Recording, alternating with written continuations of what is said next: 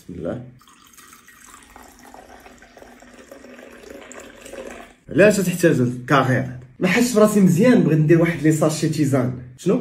هادي ساشي تيزان فيهم شي شويه ديال العشوب. واش في راسك اسمع معايا ان هاد لي ساشي ديال الاتاي ديال العشوب ديال اللعيبات سوا البولي بروبيلين ولا النيلو فيهم واحد الجسيمات صغيره تيتسموا لي ميكرو بلاستيك ولا لي نانو بلاستيك. كيفاش عاوتاني انت باغي تحمقنا؟ منين كنديرهم وكندير واحد الماء سخون 95 درجه ولا شي لعيبه كما كيبان لك هنا، كيخرجوا ليا لي ميكرو بلاستيك ولي نانو بلاستيك من هاد اللعيبات اللي كاينين سوا بالنيلون ولا البروبيلين ولا هذا، وكيمشيو ليا للماء وكنشربوه. واش عندهم شي ضرر؟